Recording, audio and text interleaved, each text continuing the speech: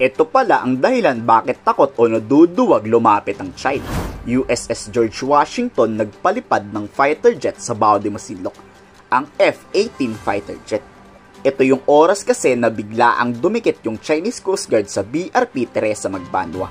Agad tong umalis nung nakitang nag-deploy ang US. Kaya pala din maangas ang PCG sa bidyong to.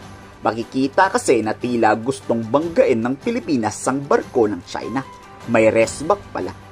Kaya itong China ngayon kinundi na ang paglipad at deployment ng barko ng US Navy. Sabay pagmamayabang pa ng China na kahit nandyan daw ang presensya ng US, poprotektahan daw nila ang teritoryo nila na binabalak sakupin ng Pilipinas.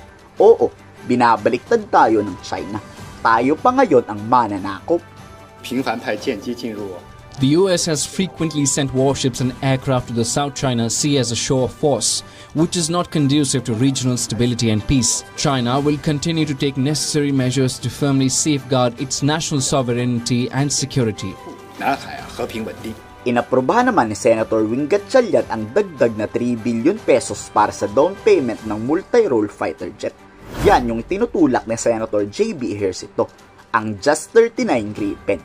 Ang malaking good news pa, hindi lang 12 na fighter jet ang bibili ni Secretary Kibo.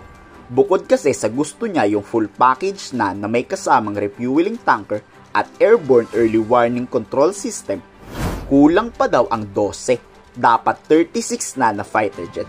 Tama nga naman si Secretary Kibo. Paano protektahan ng dodosing fighter jet ang buong Pilipinas? Dapat yung talagang panggerang atake. Dapat daw madami.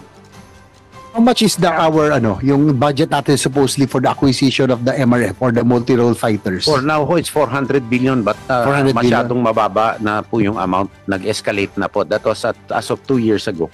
That's for one squadron? No, that's for 3 squadrons. 3 squadrons. Pero hindi pa kasama ang tanker at saka AWACS. 400 Kasi useless ho pag walang tanker at saka AWACS, walang legs yung eroplano at saka kung walang limited AWACS, ang range. Yes. Tignan nyo po yung nangyari dun sa recent conflict ng dalawang bansa.